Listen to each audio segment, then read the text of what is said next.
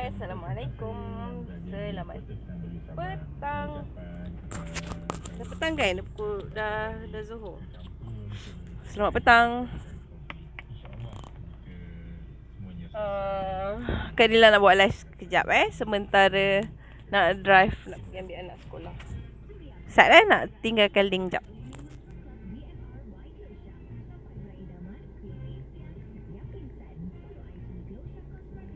WhatsApp.my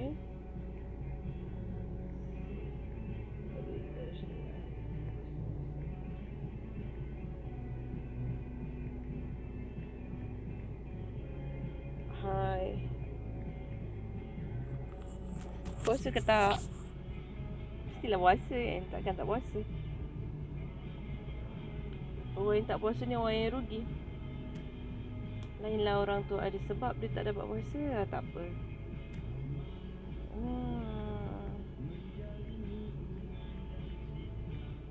Okay, Kak Dila dah tinggalkan link kat bawah ni. So, kalau ada sebarang pertanyaan, boleh contact nombor kat bawah. Sat nak pin. Okay.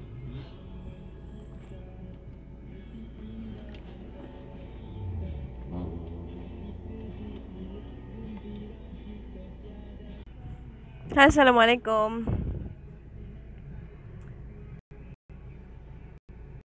Jom teman Kak Dila live sambil Kak Dila nak pergi ambil anak ni.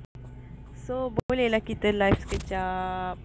Okay, hari ni Kak Dila nak cerita. Okay, sebelum tu, kepada mereka yang belum mengenali, Kak Dila adalah seorang perunding ketagihan ketum, rokok dadah dan juga arak. So Kak Dila, kepakaran Kak Dila adalah membantu mereka yang ada masalah susah nak berhenti ketum, rokok ataupun dadah dan juga arak. Okey, kalau anda ada sebarang pertanyaan berkenaan anak nak berhenti ketum ataupun suami ke nak berhenti ketum tapi tak boleh, so boleh contact nombor Kak Dila kat bawah ni. Okey, hari ni Kak Dila nak sharing sedikit memandangkan kita masih di bulan Ramadan yang berbaki lagi 8 hari je lagi, tak lama lagi kita dah raya. So Kak Dila nak share hari ni, tajuknya kerugian orang yang berpuasa, tapi rugi kalau dia tinggalkan amalan ni.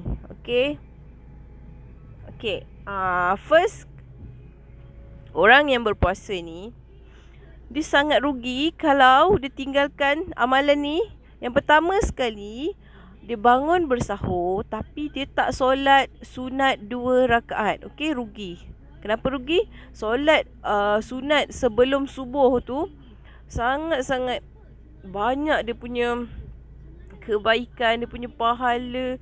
Okey, kalau kita sentiasa buat sepanjang Ramadan ni, insya-Allah kita akan nampak apa dia punya kebaikan dia tu. Yang akan datang pada diri kita. Antaranya kita dimurahkan rezeki, dipermudahkan segala urusan, doa-doa kita semua mudah diangkat, macam-macam lah. Okay.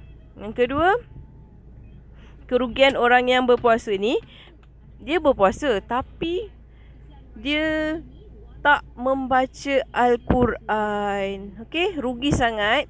Sebab hari-hari biasa kita memang kurang, mungkin kejar masa nak pergi kerja ke, tapi sebaik-baiknya lah, seboleh-bolehnya, kalau tak sempat nak baca banyak-banyak 1 juzuk ke apa, kalau boleh sehari ataupun satu waktu, contoh kita sembahyang subuh, bacalah sehelai tu pun tak apa, 1 muka tu pun tak apa, kalau memang betul-betul busy lah. Tapi kalau sebaik-baiknya dalam bulan puasa, dalam bulan Ramadan ni, kita spend sikit masa tu untuk kita prepare awal lah. Kalau nak masuk waktu tu, kita dah siap sedia dah. Kita dah baca Quran dulu sebelum tunggu azan kan. Kita boleh baca dulu. Dapat 1 juzuk ke apa ke. Sebab apa? Sebab kita kena perbanyakkan membaca Al-Quran ni, sebab pahala dia berlipat kali ganda di bulan Ramadan ni. Okay. Yang ketiga, orang yang berpuasa ni, sepanjang bulan puasa ni Dia sangat-sangat rugi kalau dia tak bersedekah. Okey, bulan puasa ni lah orang nak kejar buat amal ibadah, nak cari pahala. Okey, antaranya yang paling mudah bersedekah. Tak dapat nak sedekah banyak, kita tak mampu, kita bagi je yang semampu yang boleh. Okey, kan kita tengok ramai kalau bulan-bulan puasa ni orang sedekah, bagi tak semestinya kena bagi duit. Boleh je bagi barang-barang, belikan barang-barang ke, bagikan pada mereka, belikan pakaian ke, baju ke. Okey, sedekah bagi makanan untuk orang berbuka pun, itu pun sangat afdal, dapat pahala juga. Okey, tak semestinya kita bagi duit. Tak semestinya. Sedekah tu dalam pelbagai bentuk. Okay, kita beli sejadah, kita bagi dekat orang ke. Okay, kita bagi makanan, kita masak, kita bagi makanan ke orang. Itu pun satu sedekah. Infak dan bersedekah tu sangat-sangat bagus. So, sepanjang bulan Ramadan ni kalau boleh, carilah sedikit ruang untuk kita memberi manfaat kepada orang lain. Memberi sedekah, infak, apa-apalah. Kalau boleh, paling bagus kita bersedekah kepada fakir miskin, orang OKU ke, anak-anak yatim. Lagi banyak dia punya fadilat dan pahala dia lah. Kalau macam bulan puasa ni, pahala dia berlipat kali ganda. Kalau macam bulan-bulan lain, pahala kita buat kebaikan tu, contoh, saya bagi contoh ya, kalau satu amalan baik kita buat, kita dapat 10 pahala. Tapi kalau bulan Ramadan ni, dia berlipat kali ganda. Kalau hari biasa 10, bulan puasa ni naik 70, 700. Ada yang paling banyak 700. So, tak nak ke kita buat walau sedikit kebaikan tu? Itu semua kebaikan tu, pahala-pahala tu semua kita kumpul untuk kemudahan kita di alam sana nanti. Semua tu membantu kita. Sedekah amal jariah kita tu semua akan membantu kita dekat akhirat nanti. Okay, dah ketiga kan. So, yang keempatnya, Kak Nila nak share. Yang keempat, kalau anda berpuasa tapi anda seharian hanya tidur je, tak buat apa-apa. Daripada bangun sahur, lepas sahur tu dia terus tidur sampailah nak berbuka. Dia tidur je sepanjang hari. Itu bukannya tak larat. Dia macam dah makruh lah tu kalau puasa macam tu. Macam rugilah dia berpuasa, hanya menahan lapar dan dahaga, tak cari pahala. Lepas tu pahala berkurang pula tu, asyik tidur je. Itu salah satunya lah. Rugi kalau kita tidur. Biarkan puasa kita tu hanya tidur je, tak buat apa-apa. Okay. Dan yang kelimanya, kerugian bagi orang-orang yang berpuasa ni, kalau tadi Kak Lila dah cerita berapa? 4 kan? Okay, yang kelimanya, yang last lah. Yang kelimanya, rugi kalau kita tak ambil peluang masa nak tunggu waktu berbuka tu, kita tak berdoa. Itu adalah salah satu waktu yang sangat mustajab untuk berdoa. Okay, doa waktu nak berbuka, nak tunggu waktu, nak masuk waktu berbuka tu, kita doa. Kita doa je lah apa-apa. Okay, contohnya kita doa, ya Allah, ya Tuhanku, kau permudahkanlah urusan anak aku untuk dia berhenti ketum. Lembutkanlah hati suami aku untuk berhenti ketum. Contoh, Kak Dila bagi contoh kan. InsyaAllah, permudahkanlah rezeki aku mengalir seperti air zam-zam yang mengalir tak pernah henti. Macam-macam kita doa je, sentiasa berdoa. Sementara nak tunggu berbuka tu kan, daripada kita duduk tunggu hadap makanan tu, nanti masuk mulut juga, tak ke mana, dia tak lari pun makanan tu. Sempat je kita nak doa. Doalah dalam hati, doa. Okay, selain tu, sangat-sangat rugi kalau kita, yang keenam, sangat-sangat rugi bagi orang yang berpuasa tapi dia tak cuba untuk solat tarawih dan juga bangun malam, qiyamul lail. Itu rugi juga. Rugi sebab banyak sangat pahala. Okay, kita bulan puasa ni setahun sekali je, bulan Ramadan ni. Lagi-lagi nak masuk fasa yang terakhir ni, fasa 10 malam terakhir. Kita digalakkan untuk solat malam. Sebab apa? Nak cari malam Lailatul Qadar.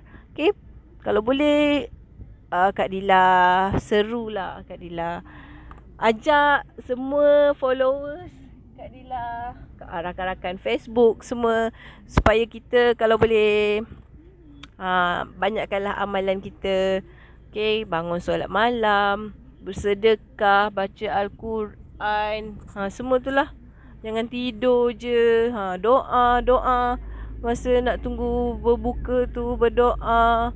Okay, solat sunat sebelum subuh tu Kak Dila ulang balik apa yang Kak Dila cakap tadi kan.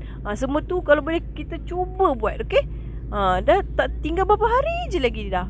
Ramadan ni dah nak habis. Sayang kita lepaskan Ramadan tu berlalu macam tu je, tanpa ada apa-apa amalan. Kita punya amalan, kita punya aktiviti harian tu tetap sama macam bulan-bulan lain. Sepatutnya Ramadan ni bulan yang sangat istimewa bagi umat Islam, bagi kita. Kita sepatutnya sambut Ramadan ni dengan sangat gembira lah. Orang dekat Palestin, dia lebih gembira dan tak sabar-sabar. Dia excited sangat nak tunggu bulan Ramadan ni. Sebulan sebelum Ramadan ni dia dah prepare dah.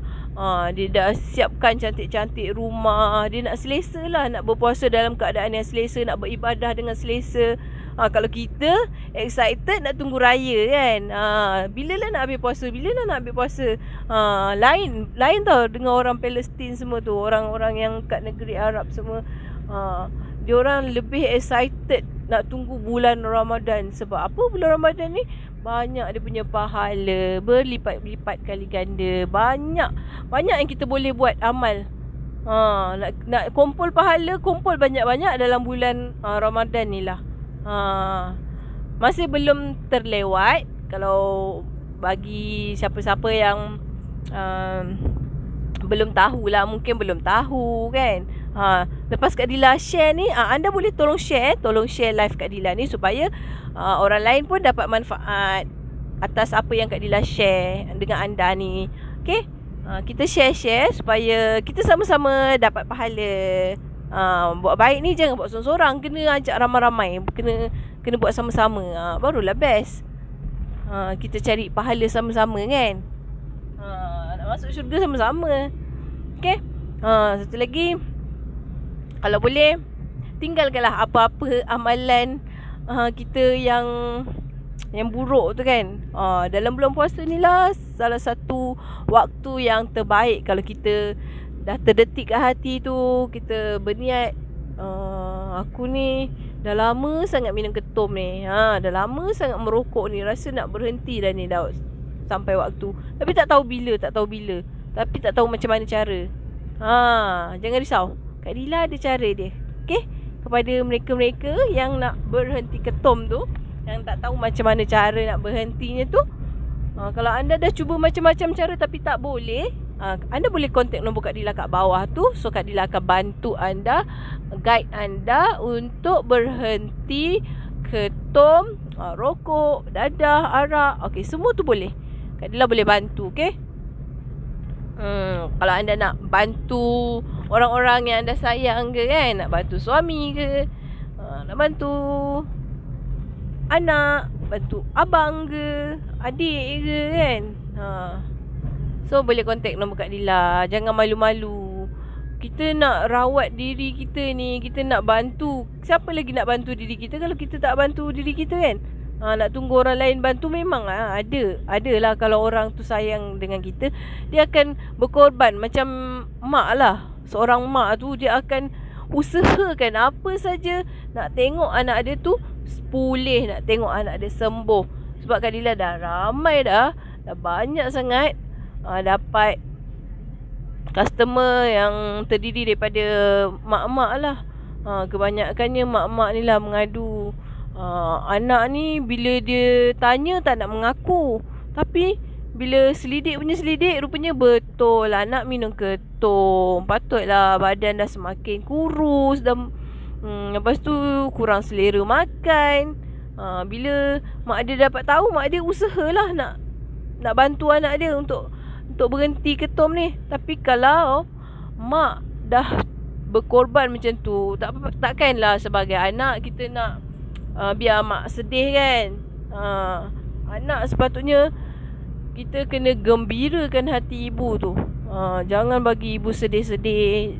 Jangan bagi hati mak tu terluka. Sebab syurga anak tu di bawah telapak kaki ibu. Okey? Cari pahala buat baik dengan mak. Apa kata bulan puasa ni lah anda berubah. Okey? Kalau macam bukan anak je lah, suami. Suami tu rezeki dia mencurah-curah sebab jika dia menjaga hati isteri. Doa seorang isteri itulah adalah doa yang paling mustajab. Okey? Kalau hati isteri tu sakit, dah terguris, anda memanglah isteri kena patuh dengan suami kan. Tapi doa isteri tu memang sangat mustajab. Isteri kata kalau anda gembirakan hati isteri, dah janji dengan isteri cakap nak berhenti ketum ke, nak berhenti rokok ke, isteri punyalah happy. Dia akan doakan, ya Allah pemudahkanlah urusan suamiku untuk berhenti ketum, berhenti rokok. Dia akan usaha siang malam. Isteri ni tak akan pernah putus-putus berhenti berdoa untuk suami. Cuma suami tu lah kena jaga hati isteri kan. Jaga hati, jaga emosi isteri tu. Jangan sakitkan hati isteri. Kalau kita tak dapat nak layan secara baik ke, tak dapat nak laksanakan tanggungjawab sepenuhnya ke, tak dapat nak bagi nafkah yang penuh ke. Yelah, sekarang ni ekonomi kan, ekonomi dengan kita punya keadaan sekarang dengan COVID yang ramai dah kena buang kerja, yang tak dapat kerja lah. Tu semua tu memang menyumbang kepada ke arah konflik rumah tangga jugalah. Tapi semua tu boleh diatasi kalau kita ada kekuatan iman. Semuanya tu kena ni lah seimbang. Kita kena pandai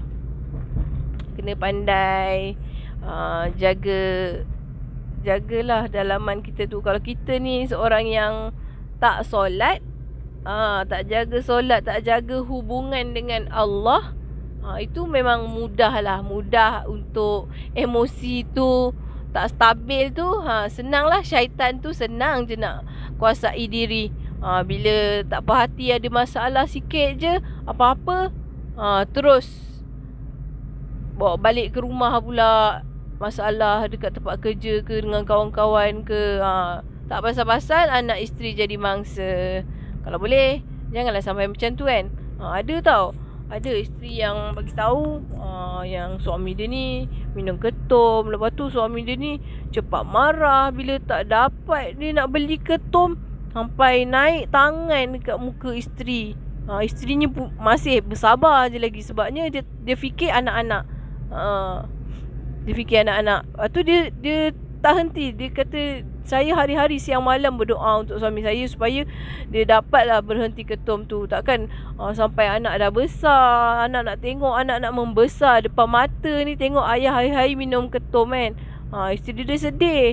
Sampai isteri dia kata suami dia kena buang kerja sebab kantoi bancuh ketum dekat office.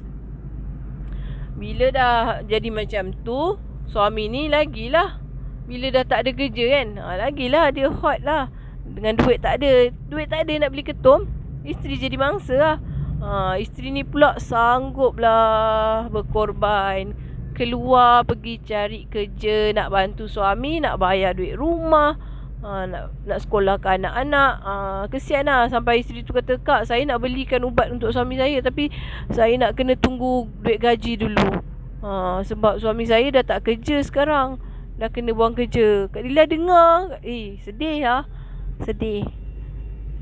Kalau boleh, harap-haraplah rakan-rakan Kak Dila yang dalam Facebook ni taklah ada yang macam tu Tapi kalau ada, anda boleh ikhtiarkan cara nak rawat diri anda tu untuk berhenti dari ketum. Kak Dila boleh bantu. Just contact je nombor kat bawah ni. Okay, Kak Dila pun dah nak sampai dekat sekolah ni. Jadi setakat ni sajalah Kak Dila punya sharing hari ni. So Kak Dila harap anda semua boleh tolong share kepada 10 FB group supaya beri manfaat kepada orang lain Okey, terima kasih. Jangan lupa amalkan apa yang Kak Dila sharekan tadi supaya memberi manfaat. Okey. Assalamualaikum.